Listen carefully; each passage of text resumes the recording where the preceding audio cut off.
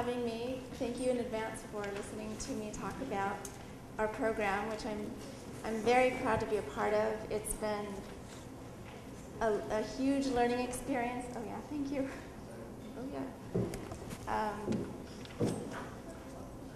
And it's been a huge learning experience, and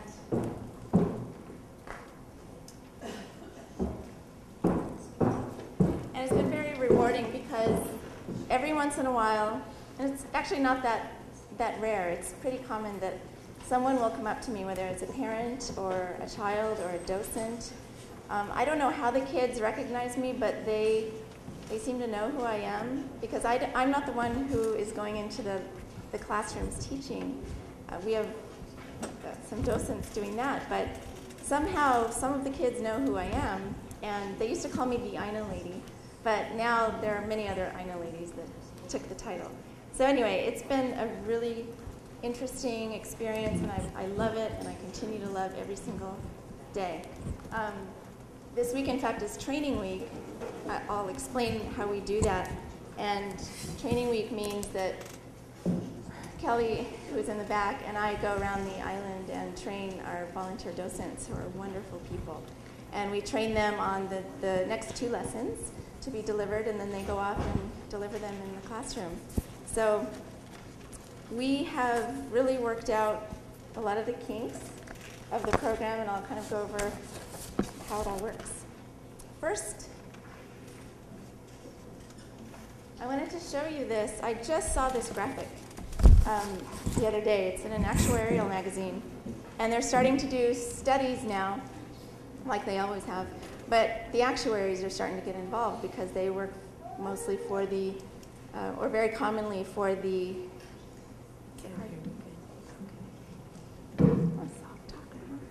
okay. You know, typically an actuary will work for an insurance company, and they're becoming increasingly interested in, you know, health and how much it's actually costing them. So here you can see, you know, you may have seen these statistics before, where the rates of childhood obesity are really increasing and have increased dramatically since the early 70s. For the first time in history, 2 things are happening. One is something that I've heard over and over again, and maybe you have too, where this current generation will be the first generation in human history not to outlive their parents. Have you heard that? Okay. The other thing that has happened is that for the first time in history, we now have a statistic that measures obesity rates in children who are 6 months to 24 months. And that's a brand new statistic. It's like now on the table. And so it's really scary what's happening. 6 to 24 months, those are our babies, and they're being considered obese. Not just overweight, but obese. And the American Academy of Pediatrics has recently had to change the charts. They've had to change the threshold by which they assign a diagnosis of childhood obesity. So that's scary too, that we're having to adjust, you know, just because of these trends. So the other thing that is important to note is not only is childhood obesity, you know, an alarming statistic, and it seems to be getting worse, it seems to correspond with the percentage decreases of consumption of fruits and vegetables and the decrease in physical activity, like minutes per day. So it's, you know, while it could be coincidental, it's probably not. But more importantly are the economic implications, really, of obesity. It's not just limited to children or their families or even, you know, a single person. It goes much farther than that. It goes into our communities and into our workplaces. I'm putting the slide up here just to show you what it looks like in real dollars, what the cost is of obesity as adults. Because we know, you know, it's very well documented that obese children or even overweight children and adolescents are more likely to become and remain obese or overweight adults. So with that being said, you can see on the left how there are health behaviors and a lot of them have to do with nutrition. The next column identifies the top 3 conditions related to those behaviors. And then these numbers come from a client that I have that's a Hawaii-based company. And I can't, tell you who it is, but you would recognize their name. They're everywhere in Hawaii. It's a large company. They've got 1,100 employees, and these are their numbers. This is the total economic burden, PEPY, means per employee per year. And that's $2,000 a year is pretty much the average. So they're right in there with everybody else. So if you're an employer, and even a small employer who are, they're having a hard enough time anyway, they're having to account for $2,000 per employee per year, in addition to rising healthcare costs, et cetera. So I think we have a really big problem, and it's challenging. And the problem, while it wasn't caused or it didn't happen overnight, likewise, it's not going to be able to be addressed overnight. And because the problem was caused by there are many culprits. There are going to be a lot of various opportunities to help change these trends. One of them is nutrition in the classroom. So,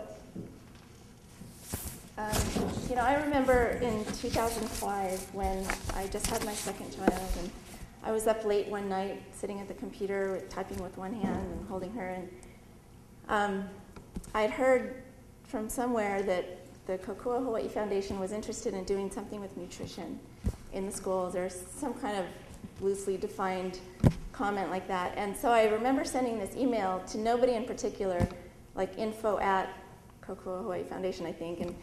And 8 months later, I get this random phone call. And shortly after that, we had our first meeting. And shortly after that, the name Aina in Schools was created. And shortly after that, we started, or during that time, we were researching other programs and finding out what other people were doing. Really looking at some of the successful programs that were being run on the mainland. We had people come out from Ojai, California. They have a neat program.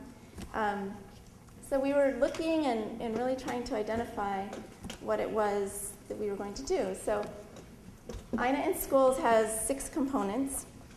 The top one there, if you can't tell, those are carrots. Can you tell? Okay, so nutrition education in the classroom. To the right indicates agricultural literacy.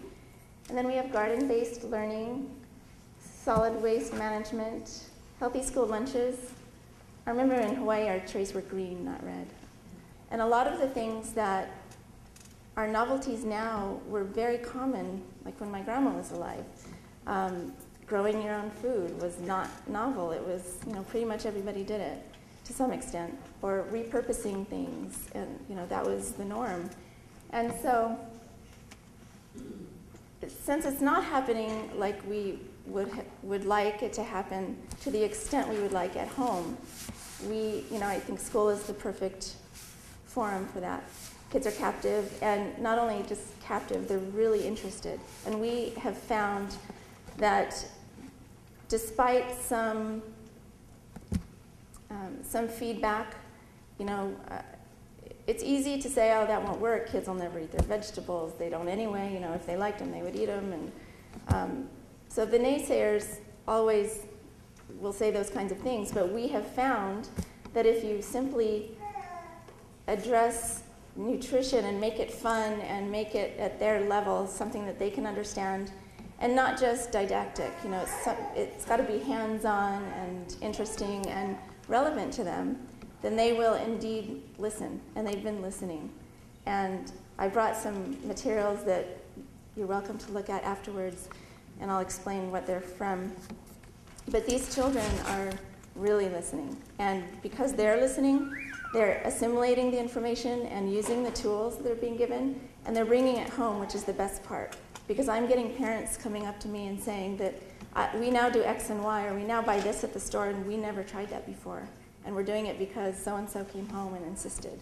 So that gives me goosebumps when I hear stuff like that. That, to me, is a success. That means the kids are listening, they're getting it, and they're able to affect their environment in a positive way. So, let's see, I don't know if you can see that. This is an Aikahi docent doing a lesson late last year. Okay. Our nutrition lessons are built around some basic concepts. The first concept is, let's eat as close to the source as possible. We're very careful not to, let me back up. We're very careful to stay middle of the road in our messaging. We're not promoting vegetarianism or even organic eating. We don't avoid those discussions, but it's not what the position is. The official position is that whole foods are healthier foods. They're better for our bodies. They're better for our environment. When they're grown locally, they have fewer miles to travel from farm to table. Therefore, they're more nutritious. And so you can see this is one of our conceptual messages that we've adopted from that program in Ojai, California. And I think this is really cool because the kids remember this even after they've completed their entire year of Aina is. They remember this one, the Apple to Apple Jacks is what it's called. And it illustrates the progression of a food that is close to the source and high in quality compared to one that's far from the source, pretty much as far as you can get in this case, and therefore lower in quality. And so they get this, and we pull from this, this concept quite often throughout the lessons. And because they remember it so well, we can use it to help them understand other concepts from other lessons. And so they're really getting it. This really resonates with them. So the other concept that we like to promote is that foods are better for us if they're minimally processed. So as a rule of thumb, I mean, it's one thing to teach kids how to read labels and to identify, red flag ingredients, which we do also. But these messages are so distilled to the lowest common denominator that it's easy for them to understand. And they're going home with it. So that's pretty cool.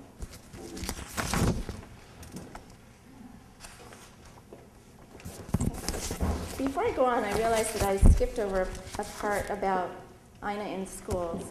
And for those of you who don't know, Aina in schools is an acronym that stands for Actively Integrating Nutrition and Agriculture in Schools.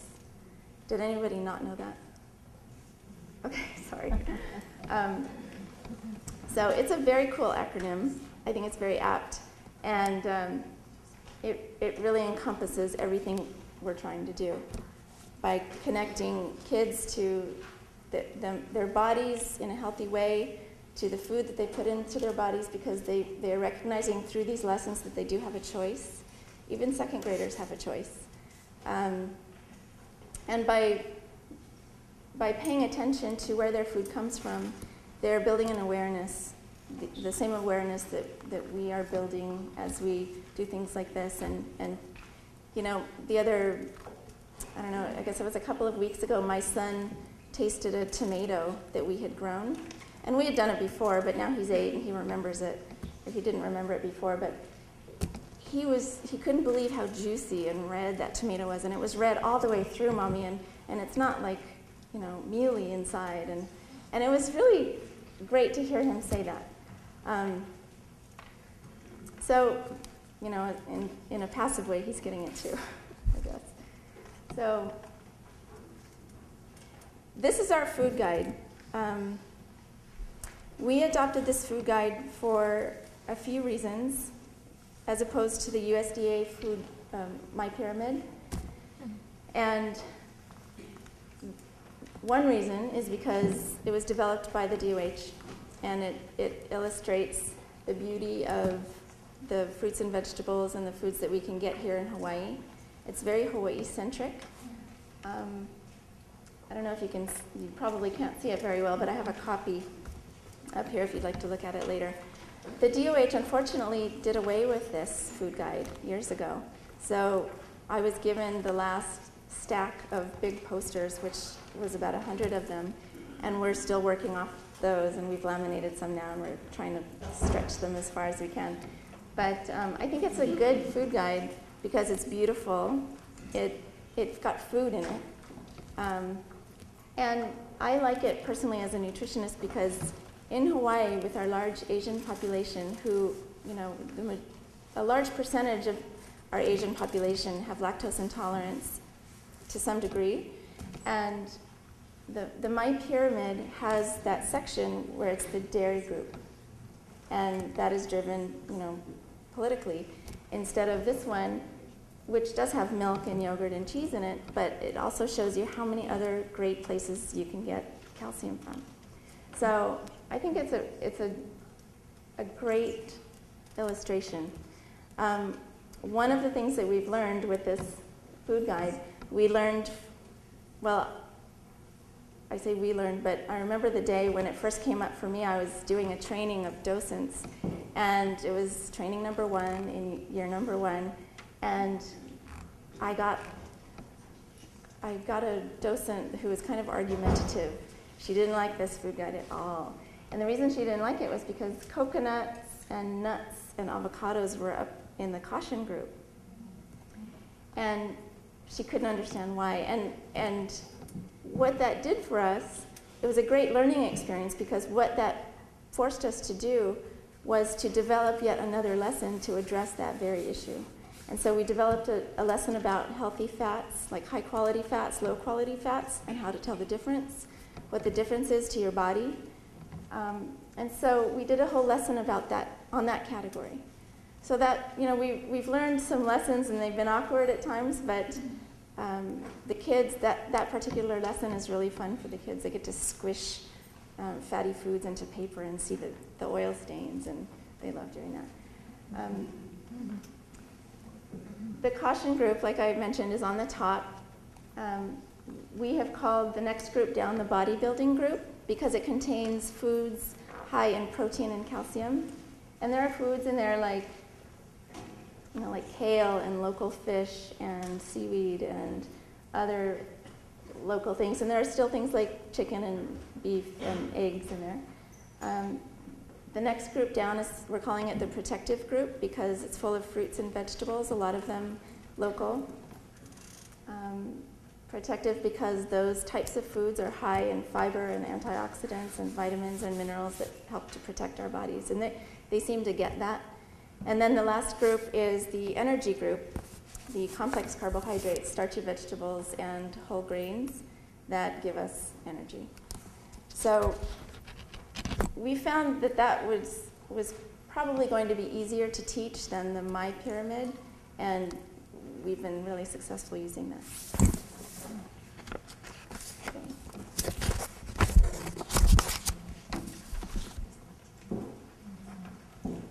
The curriculum itself has gone through, I can't even count anymore how many iterations, but I think that's the strength of our program. Because when we get feedback after delivering a lesson or after the docents deliver a lesson, we have feedback from students and teachers, sometimes parents who hear about it, and especially the docents. So the docents are really our biggest asset in the development of these lessons because when I do a training for lessons 3 and 4, but I start the training by asking how did lessons 1 and 2 go, and I get the same feedback all over the island, within a week I'm back tweaking that lesson. And so it's not going to, those problems, if they were ubiquitous, are not going to happen again. And so we've gone through this continuous evaluation process to get where we are today, almost 5 years later, 4 years later. Each lesson has the same structure in that it has a didactic portion which is pretty short. It's not, the docents aren't up there lecturing at the children. So there's a knowledge transfer process that goes on. It's usually 10 to 12 minutes, maybe 15 in some cases long. And then they have a class activity.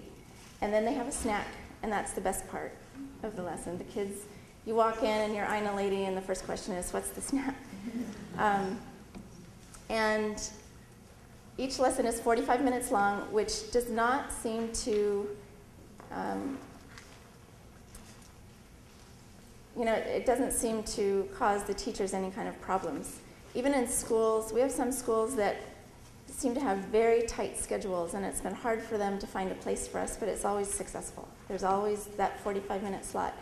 And when we show them that these lessons have been tied into the state standards, they're even more open to welcoming us into their classroom. And then, it's kind of nice for them to hear that they don't have to do anything. They get a 45-minute break. We'd like them to stay in the classroom, but they, somebody else comes in and teaches for 45 minutes, and the kids love it. And so the teachers really like it too. There are 8 lessons a year, up from 5 initially. There were 5 lessons, and then we got feedback from teachers that they just wanted more. And so that was cool for us, because there's so much information that we want to share with the kids. It was really hard and sometimes frustrating having to distill everything down to those 5 lessons. So then we had a little bit more breathing room, and we could expand the knowledge base, and we could do some other cool lessons, like I think a new one was Media Blitz for the 5th and 6th graders, where they critically evaluate food advertisements and claims made. So that's a neat one, and I have some of the artwork that comes from that lesson with me. What else? So they have a classroom activity, a snack. There's always a take-home activity. Sometimes the take-home activity is merely a letter for them to give to their parent. And while there is always a parent letter, sometimes there's an activity called the Simple Snack Cookbook Challenge. And they have one piece of paper, and it's formatted, so it's kind of fill in the blank, but they have to use their creativity based on what they learned during that lesson to come up with a snack. A high-quality snack based on either, if the lesson was about whole grains, then it's going to be a whole grain snack of some kind. And those come back to us. Those make, we get about 60% of those back eventually. And going through those after the first year doing that was really fun, because we were putting together a cookbook. And it was fun but difficult to pick the best ones. And they also get to draw a picture of their snack. So some of the recipes and artwork from that first year have made it into that cookbook, which is a spiral-bound cookbook. And schools can use that as a fundraiser for $10. And the pride that children have when they see that they've been published and that other people are buying it, it's almost too much for some, It's just so cool. They don't even know how to feel about that. But it motivates them to learn more, I've noticed. This is, things I've been hearing from parents. Let's see what else. Each lesson, I just put a kind of a picture of what the front page of the lesson looks like here. So when we go into trainings, which I'll mention a little later, we give each docent who has volunteered with us a packet, which includes the lesson materials and the handouts, and whatever the children are going to get, they get to see. So that's what they look like. They're always in the same format. The lessons always have vocabulary words and their descriptions. Each lesson has vocabulary cards that correspond with the words. There are props, lesson-specific props, and sometimes the props are perishable, pretty often actually. But the perishable props might be then part of the snack, so nothing is wasted.